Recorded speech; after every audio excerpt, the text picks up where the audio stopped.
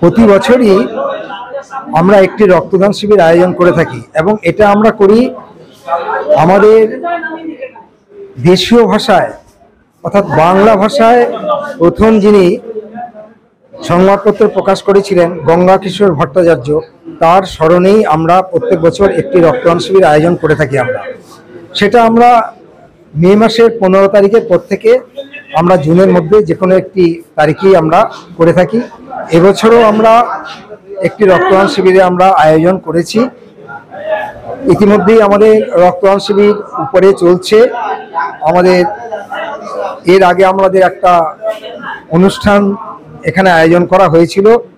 আমাদের আজকে এই অনুষ্ঠানে এসেছিলেন আমাদের পূর্ব বর্ধমান জেলা তথ্য সংস্কৃতি আধিকারিক রামশঙ্কর মণ্ডল মহাশয়, ছিলেন ব্যবসায়ী সুরক্ষা সমিতির সহসভাপতি শিয়াংজি ওয়াং, ছিলেন সমাজসেবী বিশ্বেশ্বর চৌধুরী, আমার পাঠশালার পক্ষ থেকে ছিলেন স্বপন ঘোষ, এছাড়াও আরও অন্যান্য অনেকেই ছিলেন।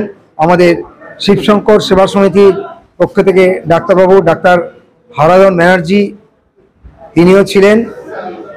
তাদের আমাদের মূল্যবান কথা আমরা শুনলাম। ডাক্তারবাবু বললেন যে রক্ত দেওয়ার উপকারিতা, রক্ত দিলে যে শরীর সুস্থ থাকে, ভালো থাকে এবং কেন রক্ত দেওয়া উচিত এর সম্পর্কে ডাক্তারবাবু খুব সুন্দরভাবে বললেন। আমরা ইন্ডিয়ান জার্নালিস্ট অ্যাসোসিয়েশন সারা বছরই নানান ধরনের কাজ আমরা করে থাকি। গত মাসে আমরা করেছিলাম একটি বিনা ব্যয়ে স্বাস্থ্য পরীক্ষা শিবিরের আয়োজন করেছিলাম। এ মাসে আমরা রক্তদান শিবির করছি। আগামী মাসে আমরা করব একটি জার্নালিজমের উপর একটি ওয়ার্কশপ। এরকমভাবে সারা বছরই আমরা শুধু সাংবাদিকদের নিজেদের দাবি দেওয়া নয়, আমরা সামাজিক ক্ষেত্রে সেবার ক্ষেত্রে আমরা নানান গঠনমূলক কাজকর্ম আমরা করে এভাবেই আমরা এগিয়ে যাই।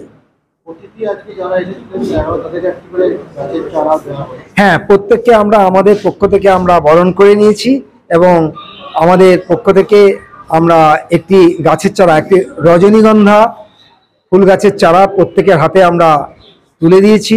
এবং আরেকটু কথা আমরা বলে রাখি যে আমার পাঠশালা যে সংস্থা, তারা আমাদের গাছের চারাগুলো দিয়ে আমাদের সহযোগিতা করেছেন। এটা আমাদের কাছে তারা সবুজায়নের উপরও তারা কাজ করছেন। আজকে যে শুনলো যে আমরা এখানে একটা অনুষ্ঠান করছি, বললো যে ঠিক আছে, অন্য কোনো উপহার কোনো কিছু না দিয়ে আপনারা গাছের চারা দিন এবং সেই চারাটা আমরা দেব। তো আমাদের কাছে এটাও একটা খুব ভালো জিনিস। সবাই এভাবে আমাদের ডাকে সাড়া দিয়ে, যেমন ব্যবসায়ী সুরক্ষা সমিতি, ওরা আমাদের সহযোগিতায় এগিয়ে এসছে।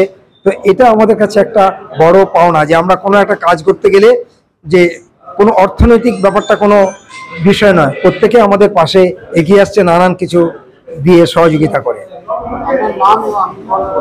আমি হচ্ছি জগন্নাথ ভৌমিক, ইন্ডিয়ান জার্নালিস্ট অ্যাসোসিয়েশনের রাজ্য কমিটির সদস্য। আজকে ইন্ডিয়ান জার্নালিস্ট অ্যাসোসিয়েশনের পক্ষ থেকে শিবশঙ্কর সেবা সমিতির অঙ্গনে আমরা ব্লাড ডোনেশন ক্যাম্পের আয়োজন করেছি। এখানে ডিআইসি উপস্থিত ছিলেন, ব্যবসায়ী সুরক্ষা সমিতির সভাপতি উপস্থিত ছিলেন এবং সবথেকে বড় জিনিস হচ্ছে ইন্ডিয়ান জার্নালিস্ট অ্যাসোসিয়েশনের যে ব্লাড ডোনেশন ক্যাম্প করছি তাকে সহযোগিতা করছে ব্যবসায়ী সুরক্ষা সমিতির সদস্যরা এবং আমার সমস্ত সাংবাদিক বন্ধুরা। আমরা মোটামুটি যে ব্লাড ডোনেশন ক্যাম্প চলছে তা হয়ে গেলে প্রায় প্রতি বছরই আমরা করে থাকি। এটা প্রায় 25 বছর হয়ে গেল আমাদের রক্তদান শিবিরের আয়োজন। আমাদের টার্গেট আছে 50 জন, এখনো পর্যন্ত প্রায় 30 জন হয়ে গেছে, বাকিগুলো হয়ে যাবে।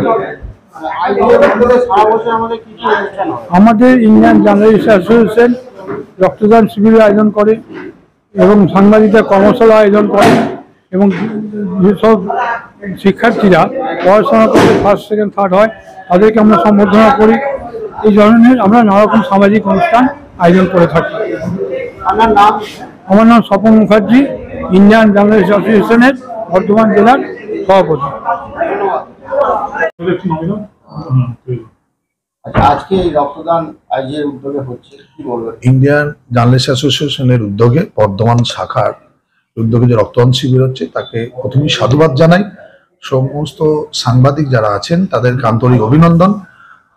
কারণ এই অ্যাসোসিয়েশন মানে সাংবাদিক যে সংগঠন শুধুমাত্র সংবাদ পরিবেশনের ওপরই আজকে আর তারা নেই, তারা বিভিন্ন মানবিক কাজে সঙ্গে যুক্ত হয়েছে। এটা একটা ভালো উদ্দেশ্য, ভালো রূপ বলতে পারেন।